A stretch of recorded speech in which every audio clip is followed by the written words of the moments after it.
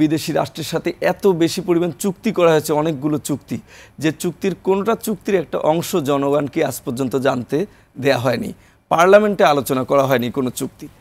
সুতরাং এই কথাটা যৌক্তিকতা আছে যে শুধুমাত্র ভোট না, এখানে শেষ পর্যন্ত জুলাই বিপ্লবের স্লোগানগুলোর দিকে যদি আপনি তাকান, জুলাই বিপ্লবের যে দেয়াল লিখন দিকে যদি আপনি তাকান, তাহলে আপনি দেখবেন যে সত্যিকার অর্থেই শুধু ভোট নয়, তবে ভোট হচ্ছে জনগণের চাওয়াগুলোর মধ্যে অন্যতম গুরুত্বপূর্ণ একটি চাওয়া। কারণ নির্বাচন হচ্ছে একটি রাষ্ট্রের জবাবদিহিতার প্রধান মেকানিজম। যখন এই প্রধান মেকানিজমটা নষ্ট হয়ে যায়, তখন অন্যান্য সব প্রতিষ্ঠানে এটার এফেক্টেড হয়।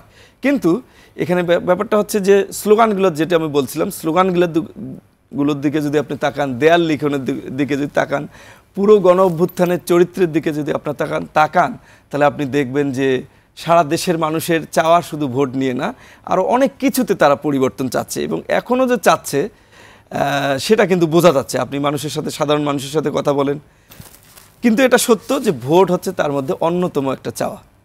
এখন সেই পয়েন্ট অফ ভিউ থেকে যদি আমি বলি যে ভোট চাওয়া, নির্বাচন এবং সংস্কার, আপা যেটা বললেন, দুটোর মধ্যে কেন যেন একটা কনফ্লিক্টিং রিলেশন তৈরি করার চেষ্টা করা হচ্ছে।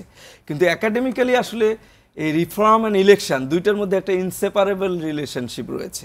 অর্থাৎ বর্তমান যে পরিস্থিতিতে নির্বাচন গিয়ে ঠেকেছে, এটাকে আপনি সংস্কার ছাড়া এই নির্বাচন আপনি করতে পারবেন না।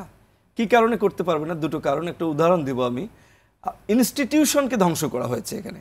শুধু যে ব্যক্তির ইচ্ছায় ভোটটা এরকম ম্যানিপুলেটেড হয়েছে তা না, ইনস্টিটিউশনগুলোই ধ্বংস করা হয়েছে। যেমন আপনি 2018 নির্বাচনের দিকে যদি আপনি তাকান, এবং বিএনপিকে এখানে 6টা বোধহয় সিট এখানে দেয়া হয়েছে আমি বলবো, কিন্তু আমরা পরবর্তীতে অনেকের সাথেই কথা বলে জানতে পেরেছি যে ভেতরে ভেতরে এই সংখ্যাটা কিন্তু আরও বেশি ছিল, যে ইচ্ছা ছিল গভর্নমেন্টের হয়তো 30টার বেশি বা এরকম কোনো একটা আসন দিয়ে মোটামুটি একটা সন্তুষ্ট রাখা। কিন্তু গভর্নমেন্টের সেই ইচ্ছাটা ফিল্ড লেভেলে কিন্তু প্রতিফলিত হয়নি। পুলিশ এবং প্রশাসন এমনভাবে রাতের ভোট, জাল ভোট দিয়েছে, এমনভাবে বাক্স ভরেছে যে কয়টা আসন দেয়া হচ্ছে, আমরা তো এমনও জেনেছি যে কোনো আসনই পাচ্ছে না শেষ পর্যন্ত। তাড়াহুড়ো করে তারপরে 6টা আসন মোটামুটি কোথায় কোথায় দেয়া যায়, এটা তাড়াহুড়ো করে করা হয়েছে, এরকম আমরা শুনেছি আর কি। তখন এই প্রেক্ষাপটে আমি বলবো যে যেখানে প্রতিষ্ঠান ধ্বংস করা হয়েছে, অর্থাৎ এই প্রতিষ্ঠান দ্বারা আপনি সুষ্ঠু ভোট করতে পারবেন না। সুতরাং প্রতিষ্ঠানের সংস্কার আপনাকে করতে হবে, এবং এই প্রতিষ্ঠানের সংস্কার বলতে অনেক কিছু বিষয় বোঝায়। এখন কথা হচ্ছে যে এই ইন্টারিম যে গভর্নমেন্ট, তারা তো খুব অল্প সময়ের জন্য এসেছে, তাদের পেছনে জনগণের সমর্থন আছে, ব্যাপক জনসমর্থন আছে, কিন্তু তাদের পক্ষে তো সব সংস্কার করা সম্ভব না। সংস্কারের নির্বাচনের জন্য জরুরি এবং অত্যন্ত প্রয়োজনীয় যে সংস্কারগুলো, সেগুলিকে এই সরকারকে করতে হবে।